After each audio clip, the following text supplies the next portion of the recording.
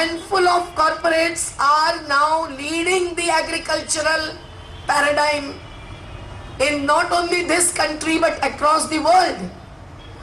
They are producers or the manufacturers of the hybrid seeds, killing the real desi seeds, thousands of the paddy varieties and all the biodiversity in agriculture sector.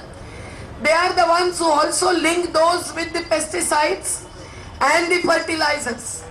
And that combination and a mix really is controlled through their markets and their profits. Now this is just giving away not only the land but the food security into the hands of those who are making us insecure day in and day out. And they are not just the national corporations but the multinational corporations. And their ways of publicizing and spreading and promoting and supporting something that brings them profit but makes us lose the food security is such that it's not so easy to counter and to challenge. Of whom we eat food and we will this noon, those who are not on fasting, they are themselves realizing and turning over the tide. And that's the real hope. That's the real seed that can bring in thousands of grains. Because only those whose hands are in the soil, and the mahila, the women folk in agriculture. I know the sisters who farm just next to Sardar Sarovar. The organic farming is their objective. I know the engineer turning to farmer just next to Sardar Sarovar Narmada Dam, who has exhibited that with 2.5 acres of land with a house within, he can grow everything that he needs and along with his family members for survival, without selling and without buying anything that is eatable. Fruits to grains. But this kind of food security that is micro level, not experimental, but self-sufficient or at least self-reliant agriculture based, is being killed because everything macro is being followed and targeted and used and resorted by the corporations who want not small profits but huge profits out of these macro level market mechanisms. And that is what is bringing in not just big dams but also the spread of non-organic farming. They want macro profits but also macro products and produce that would compel us to believe with their figures that the production is increased, while we know and we also realize that the godowns are filled but stomachs are empty. So that is not really feeding every single Dalit, Adivasi, manual laborer, even the agricultural laborers who are the largest amongst the 93% unorganized, unprotected sector of workers. And hence their food security is still lost. So something that can be managed by corporations, not just production of pesticides but also production of through agriculture or through plantations, is something that is the sign of danger and the warning. And hence your fast as satyagraha, as an appeal in action, is one of the important gestures. I would say gestures because even if it is a small number, it has an effect, a ripple effect.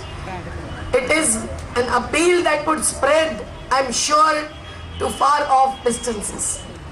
Here in Kerala, there is much more awareness than many other states.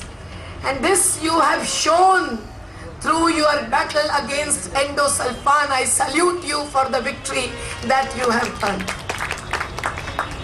But that too, in spite of that UN Convention on the Perseverant Organic Pesticides, that too, because in spite of a number of countries having banned it already, is still hanging as a sword. Because just as if pest is everywhere and a few fields in between cannot be saved, the mere two states, Karnataka and Kerala, whether we would really manage this struggle and this victory against endosulfan,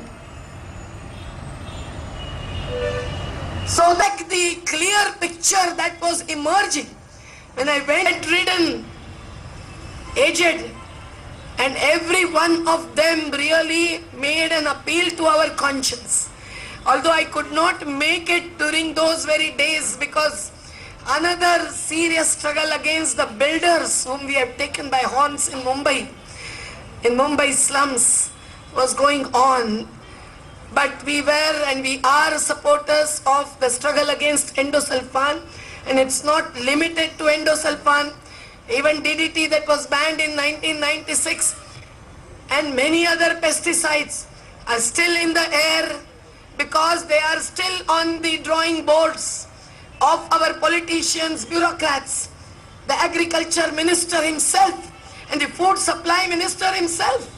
I mean, what a contradiction, what a tragedy it is that the agriculture minister like Sharad Pawar not only finishes off the farmlands in Maharashtra, bringing in maximum of these special economic zones, or grabbing the land through his agents, through his corporate agents, or his own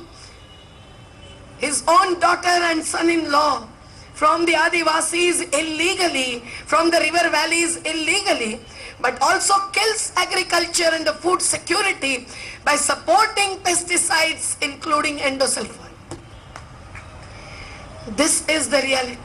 So what is it that the Abhishek Manu Singhvi is now going to plead in Supreme Court? We all have to see, and I'm sure you are watching too. These kinds of pleaders and advocates, not of the farmers and farming which has to be sustainable and intergenerational, but of the corporates who are also worried because their product that is in store today also needs to be sold. And in spite of umpteen number of researches from American, German and European, not companies but foundations and research agencies, they are not ready to give up. So he would plead before the Supreme Court, and the Supreme Court is supreme. I know they cannot come down to earth. The judges are bound to and stuck to their seats of judicial power. And so it is the British legacy that continues. And continue with the Satyagraha even after 9th of August. On the day when you would say Chale Jao to multinationals, to pesticides, to nuclear power, and you would not only say Chale Jao, you would continue to see that they are away and driven away. So you are the real Satyagrahis. And hence this battle against pesticides and the battle against nuclear power is to be led by you all, with Dr. Jacob, Dr. Mohan Kumar, Dr. V.T. Padmanabhan, who is already in it, and all of you and us to support. And nuclear power. Who doesn't know Chernobyl? Who doesn't know 3 Miles Island? Who doesn't know Fukushima Daiichi plant? What is the death toll is yet to be fully assessed and concluded, isn't it? Because the radiation spreads and spreads like a slow poisoning. The Chernobyl figure originally, I am told, and I again checked it this morning, was 22,000 or so, but it must be much more, much higher.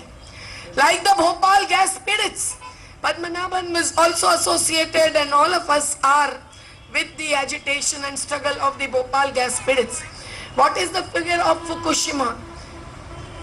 We don't know as yet, because TEPCO on its website, the company that is the nuclear suppliers group beneficiary, is not going to give you the real figure. We're not in Copenhagen and Cancun, and yet the ministries are not oriented towards that. So forget it. These many people come here on a rainy day when the others are going to be appealing through their fast. Anna Hazare will go on fast from 16th of August. For one single law, so much of struggle is necessary. The law which is not against the constitution, as we have found after checking everything.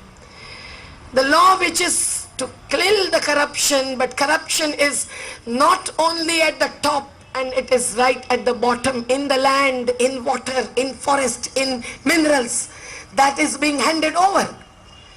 So to save the country from this loot, the struggle is on, and that must be on.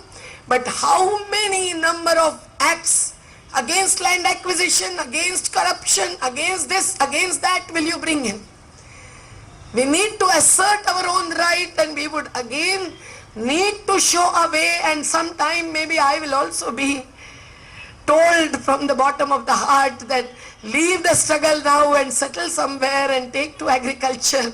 That has not yet happened, because the fighting, the battle is also important. But I see the real value and the message coming from you, the real satyagrahis, who are not just preaching or appealing, but following the paradigm that we all value. Thanks you very much. So I need not declare this satyagraha as inaugurated, because the real inauguration had already taken place the moment you have started it. I have fasted many times, but I have not gone on maun. I told Sukumarji truthfully that I can fast, but I cannot go on maun. I feel like shouting, but I would restrain myself today, because in this such an atmosphere which Jacob Bhai has brought through his efforts, through the Janarogya Prasthanam, to the people who never thought they would be able to live on naturopathy. Hema, who has come all the way from Abu Dhabi for this fast, is an example. Thousands in Thailand and thousands in Kerala, who are not just going to, what is the name of the restaurant in Ernakulam? Arvi, but also practicing it at homes. Shobindranji, who have shown the green way of a green village, which we are not able to raise up till now anywhere ourselves. So all of you are the real leaders, and this message I'm sure would go a long way. So thanks to Dr. Jacob and Arikode and Mohan Kumar. All burning. Thank you very much.